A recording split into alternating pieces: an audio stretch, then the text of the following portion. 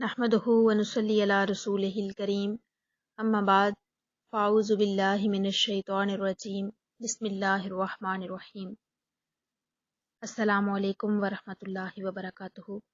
آج بہت ہی اہم بات آپ کی خدمت میں پیش کرنے کے لیے حاضر ہوئی ہوں۔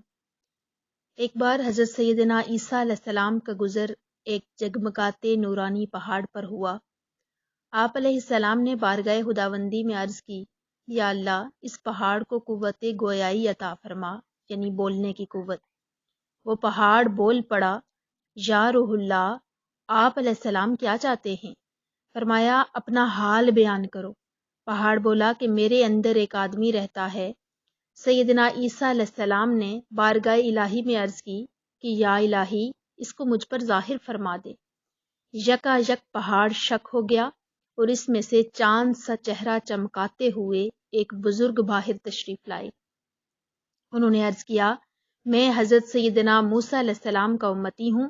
میں نے اللہ تعالیٰ سے یہ دعا کی تھی کہ وہ مجھے اپنے پیارے محبوب نبی آخر الزماں حضرت محمد مصطفیٰ صلی اللہ علیہ وآلہ وسلم کی بعثت مبارک تک زندہ رکھے تاکہ میں حضور علیہ الصلوۃ والسلام کی زیارت کروں۔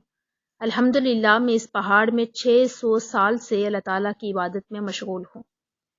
سیدنا عیسیٰ علیہ السلام نے بارگاہ الہی میں عرض کی کہ کیا روئے زمین پر کوئی بندہ اس شخص سے بڑھ کر بھی تیرے یہاں مکرم ہے؟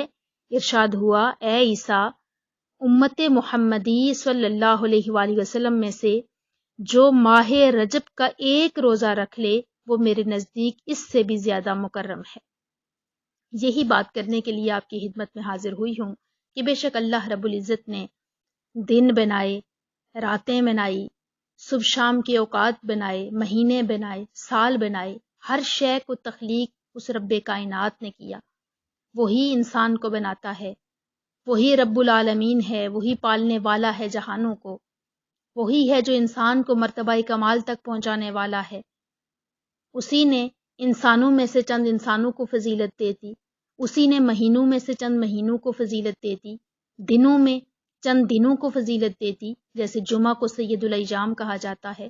اگر ہم اوقات دیکھیں تو اللہ رب العزت نے 12 گھنٹوں کے اندر بھی ایک ایسا لمحہ، ایک ایسی ساعت رکھی ہے کہ جب اس کی رحمت کا ٹھاٹھے مارتا ہوا سمندر ہر گناہگار کو پکار رہا ہوتا ہے کہ کوئی ہے مجھ سے مانگنے والا۔ سحری کے اوقات کو یہ فضیلت حاصل ہے۔ وہی ہے جس نے اپنی مخلوق کی تربیت کے لیے ہزارہا انبیاء بھیجے اور پھر ان میں فضیلت دی آقا دو جہاں نبی رحمت صلی اللہ علیہ وآلہ وسلم کی ذات مقدسہ کو۔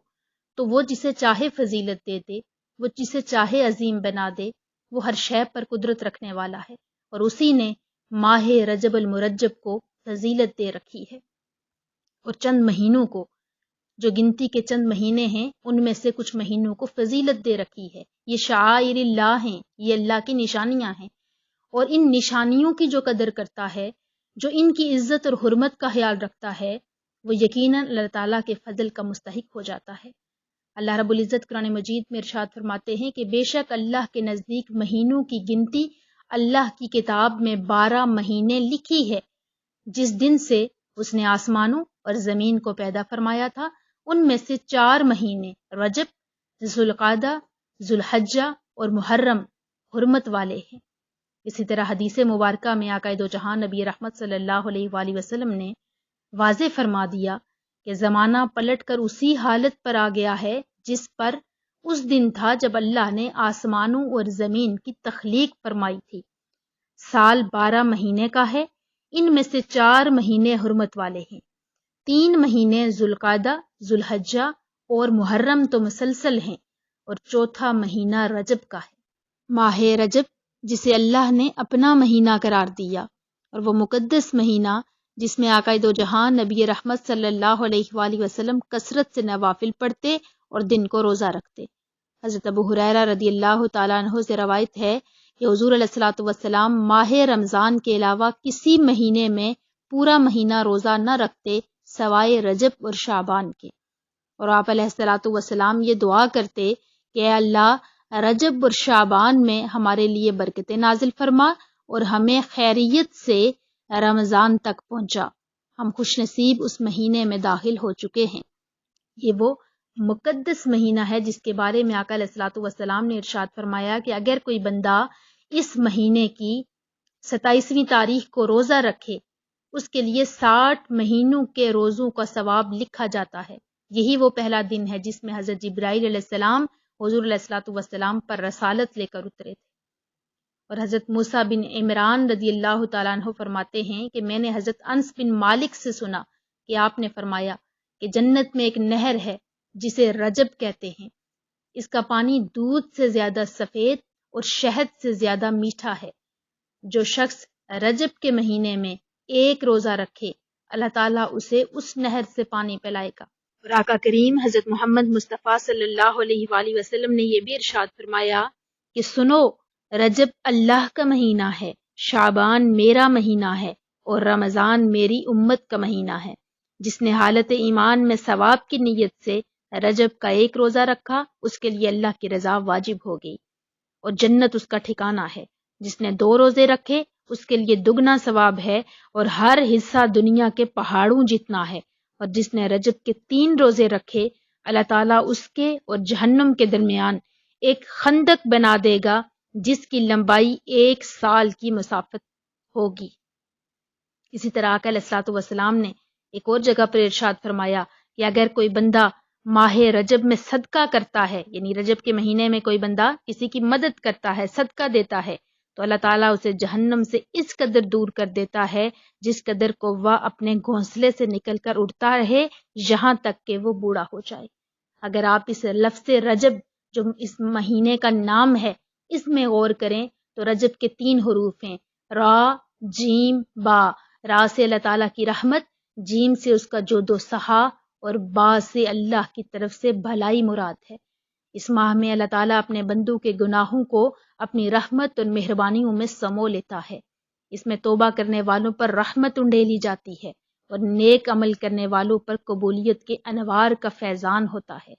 اسی طرح حضرت شیخ عبد القادر جیلانی رحمۃ اللہ علیہ فرماتے ہیں کہ رجب فضل بونے کا مہینہ ہے، شعبان پانی دینے کا اور رمضان فصل کاٹنے کا مہینہ ہے۔ ہر شخص جو بوتا ہے وہی کاٹتا ہے اور جو عمل کرتا ہے اسی کا بدلہ پاتا ہے، اور جس نے فصل کو ضائع کیا وہ کٹائی کے دن نادم ہوتا ہے اور اپنے گمان کے خلاف پاتا ہے اور برے انجام کو دیکھتا ہے۔ معلوم ہوا کہ جس مہینے میں، جس مقدس مہینے میں ہم داخل ہو چکی ہیں، جو ہم پہ سایہ فگن ہو چکا ہے، جس میں اللہ رب العزت نے ہمیں یہ توفیق دے دی ہے کہ ہم اس مہینے کی فضیلت کو جان سکیں، اب اس میں ہم نے غافل نہیں ہونا۔ اگر ہم بیج بوتے وقت غافل ہو گئے، پانی دیتے وقت غفلت میں گزار دیا ٹائم سارا، اور پھر فصل کاٹتے وقت اگر گئے تو ہم صرف نادم ہی ہوں گے۔ بعض لوگ اتنے غافل ہو جاتے ہیں کہ وہ رجب بھی گزار دیتے ہیں، شعبان بھی، ماہ رمضان بھی 20 دن گزار دیتے ہیں اور پھر 27ویں کی شب کو فصل کاٹنے کے لیے جاتے ہیں۔ اسی لیے تو پھر تھوڑی سی عبادت کے بعد تھکاوٹ ہو جاتی ہے، تھک جاتا ہے بندہ، نیند آ جاتی ہے، کیونکہ عبادت جب مسلسل کرتے رہیں تو پھر نیند بھی ختم ہوتی ہے اور لذت بھی ملتی ہے۔ عبادت میں استقامت ہو تو اس عبادت میں نور پیدا ہو جاتا ہے۔ اس لیے ابھی سے اپنے آپ کو تیار کرنا ہے، ابھی سے غفلت کو ختم کرنا ہے۔ غفلت اختیار کرنے والا انسان، حضرت واصف علی واصف فرماتے ہیں کہ غافل کی آنکھ تب کھلتی ہے جب اس کی آنکھ بند ہوتی ہے، یعنی جب وہ مرتا ہے تب اس کی آنکھ کھلتی ہے اور اسے معلوم ہوتا ہے کہ میں نے تو سارا وقت ضائع کر دیا۔ اس لیے غافل نہیں ہونا، غفلت نہیں برتنی، بلکہ ابھی سے ہم نے عبادات کی طرف، نوافل کی طرف، فرض نماز کی طرف راغب ہونا ہے۔ ابھی سے ہم نے کمر بستہ ہو جانا ہے، ابھی سے ہم نے ماہ شعبان اور ماہ رمضان کا استقبال کرنا ہے، تاکہ بیج بھی احسن انداز سے بویا جائے، پانی بھی احسن انداز سے دیا جائے، اور پھر جب فصل کاٹنے کا وقت آئے تو کوئی لمحہ بر غفلت ہو بھی جائے تو وہ کریم رب ہمارے اس احسن انداز سے بونے والے بیج کی وجہ سے ہمیں اپنی رحمتوں اور برکتوں سے مالا مال فرما لے۔ سب میرے اس پیغام کو خود بھی سنیں اور دوسری بہنوں تک بھی پہنچائیں۔ تمام سٹوڈنٹس اس پر عمل کریں، خواتین اس پر عمل کریں، اور ماہ رجب کی فضیلت جاننے کے بعد ابھی سے عبادات، نوافل، ذکر اذکار کی طرف اپنی توجہ دلائیں، اور دعوت کا کام دیتے ہوئے دوسروں تک پیغام ضرور پہنچایا کریں۔ آپ دیکھیں کہ برائی کس قدر تیزی سے پھیل رہی ہے، اور اگر برائی تیزی سے پھیل رہی ہے اور اچھائی پھیلانے والے یہ سوچ کے بیٹھ جائیں کہ ہمارا کام تو صرف یہ ہے کہ ہم خود اچھے ہو جائیں، ہمیں پھیلانے کی ضرورت نہیں ہے، تو یہ بات اچھی نہیں ہے، یہ غلط بات ہے۔ امت محمدیہ کی ایک فرد ہونے کے ناطے آپ سب کی یہ ذمہ داری ہے کہ آپ اچھا پیغام دوسروں تک پہنچائیں، اچھائی پھیلائیں، جہاں برائی پھیل رہی ہے، جہاں شر پھیل رہا ہے، وہاں اچھا میسج، اچھائی پہنچائیں، خیر پہنچائیں۔ اسی وجہ سے تو ہمیں افضل ترین امت کہا گیا کہ ہم دوسروں کو اچھائی کا حکم دیتے ہیں، اچھائی دوسروں تک پہنچاتے ہیں، حق کی تلقین کرتے ہیں، اس لیے دوسروں تک بھی پیغام پہنچائیں، خود بھی عمل کریں، اور دعاؤں میں بھی ایک دوسرے کو یاد رکھیں۔ اللہ پاک ہم سب پہ اپنی رحمتوں برکتوں کا نزول فرمائے۔